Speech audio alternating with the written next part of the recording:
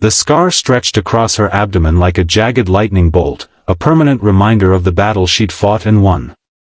As Olivia lowered her shirt, tears streaming down her face, Jack's expression shifted from shock to something deeper, understanding, compassion, and perhaps something more. "I'm not leaving you," he said firmly, taking her trembling hands in his. "Not now, not ever." If you're touched by this story already, please hit that like button and subscribe to our channel for more emotional journeys that remind us of the power of human connection. Your support helps us continue sharing stories that matter. Olivia Taylor had always been the picture of professional perfection. At 38, she was the youngest CEO in her company's history, with a corner office overlooking the San Francisco skyline and a reputation for being brilliantly ruthless when necessary. Her employees respected her, her competitors feared her, and from the outside, her life seemed flawless, but perfection was a carefully constructed facade that crumbled the moment she closed her office door each evening. The truth was far more complicated, a truth only her assistant, Karen, had glimpsed in rare, unguarded moments. "Another late night, Olivia?" Karen asked, poking her head into Olivia's office well past 8 on a Friday evening. Olivia looked up from her laptop, the blue light highlighting the exhaustion etched across her face. "Just finishing up the quarterly projections." "You should head home, Karen. I'm sure you have plans." Karen hesitated. "Actually, my date cancelled." "Again?" She shrugged, trying to appear nonchalant. "Men seem to find my schedule intimidating." A bitter smile crossed Olivia's face. "At least they give you a chance." "No one wants to date me." The words slipped out before she could stop them, hanging in the air between them. Karen's eyes widened slightly. In the 3 years she'd worked for Olivia, this was perhaps the most personal thing her boss had ever shared. "I find that hard to believe," Karen said carefully. Olivia's laugh was hollow. "Believe it. I'm either too intimidating, too busy, or..." She stopped herself, shaking her head. "Never mind. Go enjoy your weekend, Karen." Across town, in a modest apartment filled with superhero posters and scattered toys, Jack Sullivan was attempting to negotiate with a 6-year-old. "Emma, please. It's bedtime, and Daddy has to prepare for his interview tomorrow." Emma, with her mother's stubborn chin and his own unruly brown hair, crossed her arms. "One more story. About Mommy." Jack's heart clenched. 2 years since Sarah's death, and the pain still felt fresh some days. He sat on the edge of Emma's bed, pulling her close. "Your mommy loved autumn," he began softly. "She said it was when the world showed its true colors, all gold and red and beautiful. Just like you, Emma Bear." When Emma finally drifted off to sleep, Jack retreated to the kitchen table covered with job applications and bills marked "Final Notice." His photography business had been struggling since Sarah died. He'd lost his creative spark along with his wife, and freelance work had dried up. Tomorrow's interview at Taylor Innovations was his last hope before he'd have to sell their apartment. Monday morning found Jack nervously adjusting his tie in the elevator of the gleaming Taylor Innovations building. The position was for a corporate photographer and content creator, steady work with benefits, exactly what he and Emma needed. "Hold the elevator," a voice called, and Jack instinctively pressed the door open button. A woman rushed in, balancing a coffee carrier and a stack of folders. As she turned to thank him, one of the coffee cups tipped, sending hot liquid cascading down Jack's carefully pressed shirt. "Oh my God, I'm so sorry," she exclaimed, frantically reaching for napkins in her bag. Jack looked down at his ruined shirt and tie, his only good ones, and felt his interview chances evaporating. "It's fine," he said automatically, though it was anything but fine. "No, it's not," the woman insisted. "You're here for an interview, aren't you? I can tell by the visitor badge." She bit her lip, thinking. "Come with me." Before Jack could protest, she was leading him through a maze of hallways to a private bathroom attached to what appeared to be an executive office. "There's a spare shirt in the closet there," she said, pointing. "My brother left it last time he visited. It should fit you." I can't take someone's shirt, Jack protested. You can and you will, she insisted. Consider it a loan. I'm Olivia, by the way. Jack Sullivan, he replied, still stunned by her generosity. I'm interviewing for the content creator position. Something flickered across Olivia's face. Well, Jack Sullivan, go change. You don't want to be late. Only after she'd left did Jack realize he'd been speaking to Olivia Taylor herself, the CEO whose name was on the building. His hands shook slightly as he changed into the borrowed shirt, which fit surprisingly well. The interview went better than he could have hoped. The creative director seemed impressed with his portfolio, particularly his earlier work capturing candid human moments. When asked why he wanted to transition from freelance to corporate work, Jack was honest. My wife died 2 years ago, he said quietly. I have a 6-year-old daughter who needs stability. I need to be both parents now, and that means making some changes. By the time he left the building, Jack felt cautiously optimistic. He was so preoccupied that he almost missed Olivia Taylor standing by the exit. How did it go? She asked. I think, well, Jack replied, surprised she remembered him. Thank you again for the shirt. I'll have it cleaned and returned. Olivia waved dismissively. Keep it. It looks better on you anyway. There was something in her eyes, a warmth that contradicted her reputation as an ice queen. Good luck, Jack Sullivan. 3 days later, Jack received the job offer. The salary was generous, the hours flexible enough for school pickups, and for the first time in 2 years, he felt like he could breathe again. He started the following Monday, throwing himself into creating content that showcased the human side of Taylor Innovations. His path rarely crossed with Olivia's in those first few weeks. He glimpsed her occasionally in meetings or walking purposefully through the halls, always surrounded by executives. But late one evening, as he was photographing the empty office for a project about the company's workspace design, he found her alone in the company kitchen, staring out the window. Olivia, he said softly, not wanting to startle her. She turned, and Jack was struck by how different she looked, vulnerable, tired, human. Jack. Working late? Just finishing up some shots. What about you? If you don't mind me asking. Olivia gestured vaguely. Always something more to do. She paused, studying him. How's your daughter adjusting to your new schedule? The question surprised him. You remembered I have a daughter?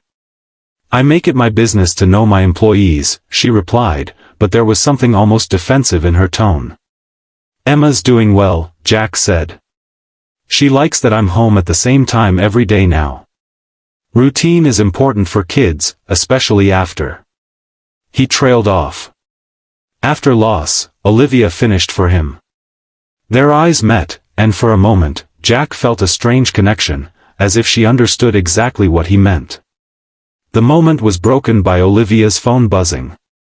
She glanced at it and sighed. Duty calls. Good night, Jack. Good night, Olivia. As weeks turned into months, Jack found himself thriving at Taylor Innovations. His photography was making a difference, humanizing the company's image in their marketing materials. Emma was happier too, making friends at her new after-school program and smiling more often. It was Karen who first suggested Jack for the Executive Profile Project, a series highlighting the leadership team for the company's annual report.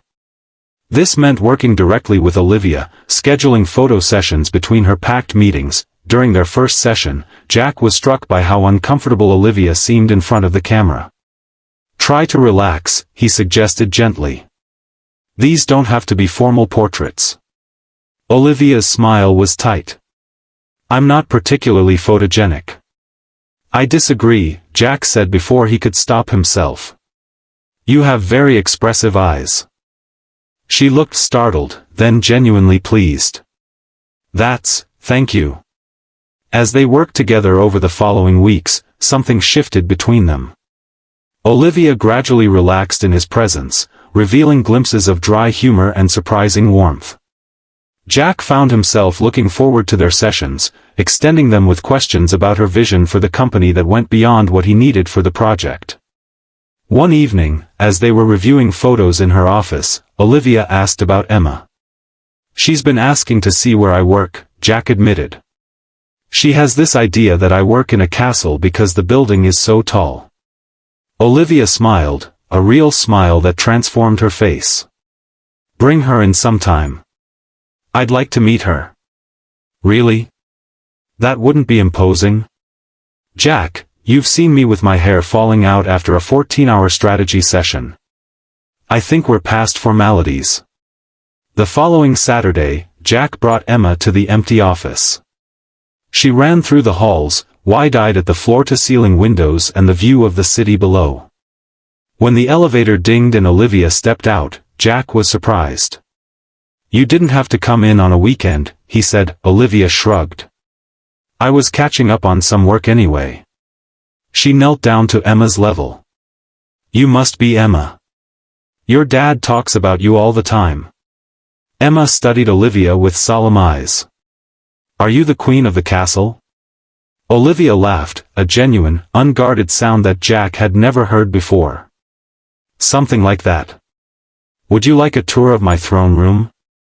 By the end of the tour, Emma was completely enchanted, and Jack found himself seeing Olivia in an entirely new light.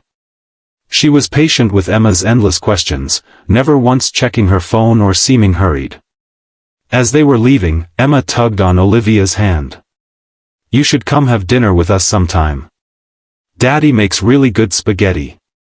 Jack began to apologize, but Olivia interrupted him. "I'd like that very much, Emma. If your dad is okay with it." Their eyes met over Emma's head, and Jack felt something stir in his chest that he hadn't felt in a very long time. "How about next Friday?" Friday dinner became a tradition. Olivia would arrive with dessert or wine, sometimes both, and for a few hours, she wasn't the CEO of a major corporation, she was just Olivia, who helped Emma with her science projects and laughed at Jack's terrible jokes. In those moments, the weight of grief that had pressed on Jack for so long seemed lighter, but Olivia remained guarded in certain ways. She deflected personal questions, never spoke about dating or relationships, and sometimes Jack would catch a shadow crossing her face when Emma mentioned something about mothers or families. The truth emerged on a rainy Tuesday evening. Jack had stayed late to finish editing photos for an urgent project when he heard a crash from Olivia's office. He found her leaning against her desk, face pale with pain, a fallen chair beside her. "Olivia. What's wrong?" "Nothing," she gasped. "Just a moment. It'll pass." But Jack could see she was in serious pain. "I'm calling an ambulance." "No." The force of her objection startled him. "No hospitals. Please, Jack. I just need my medication. In my purse." He found the prescription bottle and helped her to the couch, where she swallowed the pill with shaking hands. "This isn't nothing," he said quietly. "Talk to me, Olivia." She closed her eyes, and for a moment, Jack thought she wouldn't answer. When she finally spoke, her voice was barely audible. "Ovarian cancer. Stage 3 when they found it 2 years ago." The words hit Jack like a physical blow. 2 years? But you've been working this whole time, what else was I supposed to do? Sit at home and wait to die? There was a flash of the old Olivia, defiant, unstoppable. "I went through surgery, chemotherapy, radiation. I fought like hell." Her voice softened. "I'm in remission now, but there are complications. Side effects. Why didn't you tell anyone?" Olivia's laugh was bitter. "And have everyone looking at me with pity? Questioning my ability to lead? No thank you." She looked away. "Besides, it changed things. Changed me. Who wants damaged goods? Is that what you think you are?" Jack asked, his voice rough with emotion. "It's what everyone else thinks," she whispered. No one wants to date me.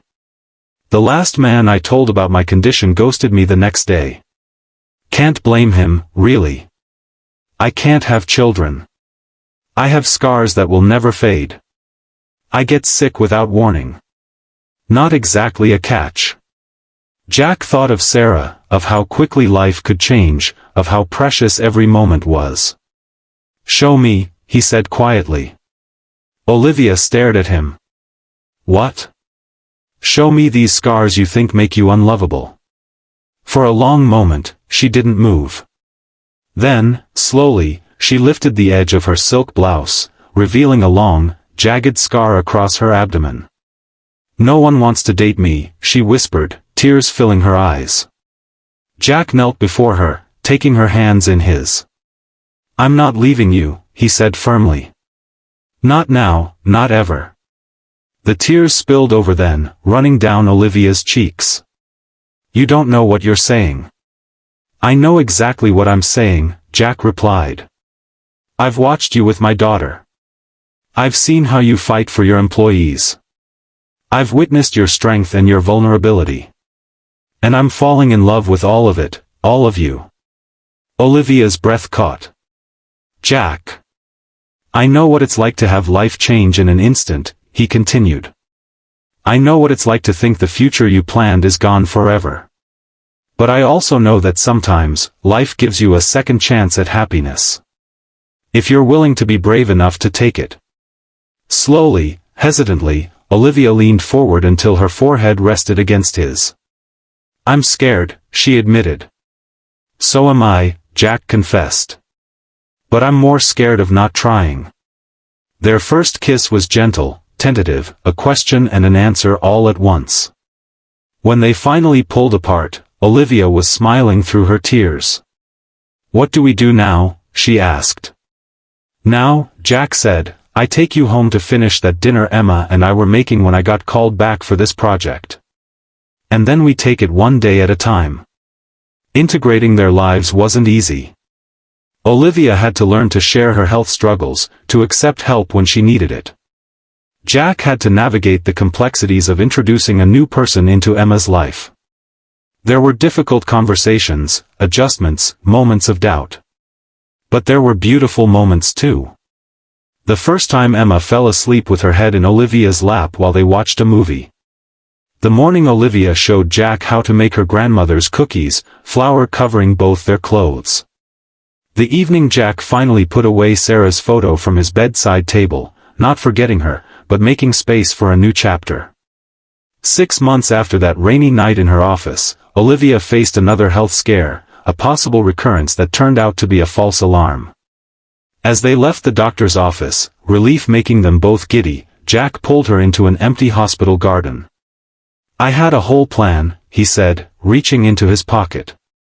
A fancy dinner, flowers, the works. But I don't want to wait another minute. He knelt on one knee, opening a small velvet box to reveal a simple, elegant ring. Olivia Taylor, you make me braver, stronger, and happier than I ever thought I could be again. Will you marry me? Olivia's hands flew to her mouth. Are you sure? My health is part of you, not all of you, Jack interrupted. I love all of you, Olivia. The good days and the hard ones. I want all of it, if you'll have me. Yes, she whispered, then louder, yes. As he slipped the ring onto her finger, Olivia pulled him to his feet and into her arms. I never thought I'd have this, she confessed against his shoulder. Neither did I, Jack replied, holding her close. But that's the thing about life, just when you think your story is over, sometimes it's just beginning. Their wedding was small and perfect, Emma as the flower girl, Karen as maid of honor, and a handful of close friends and family. Olivia wore a dress that showed her scars proudly, no longer hiding the marks of her battles. In her vows, Olivia spoke words that would later become the mission statement for the foundation they started together. Our scars don't define us, they simply prove that we were stronger.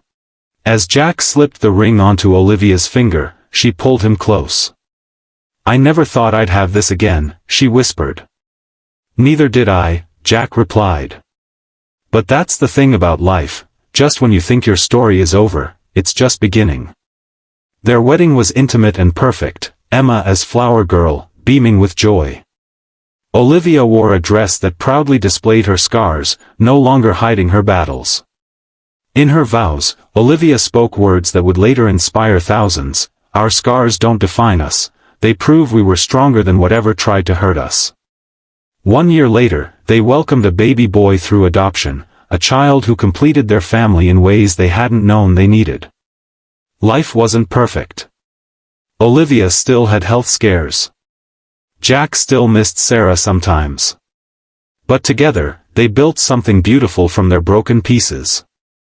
The most beautiful things, Olivia often said, holding Jack's hand as they watched their children play, are the ones that have been broken and put back together with love. 5 years after that rainy night in her office, Olivia stood on a stage accepting a humanitarian award for the foundation they'd created helping cancer survivors find love again. Jack watched from the front row, Emma and their son beside him. True strength, Olivia said into the microphone, her voice steady and sure, isn't never falling down. It's rising every time you fall, and helping others rise too. As applause thundered through the hall, Jack caught her eye and mouthed the words that had changed everything, I'm not leaving you. And she smiled, knowing with absolute certainty that he never would.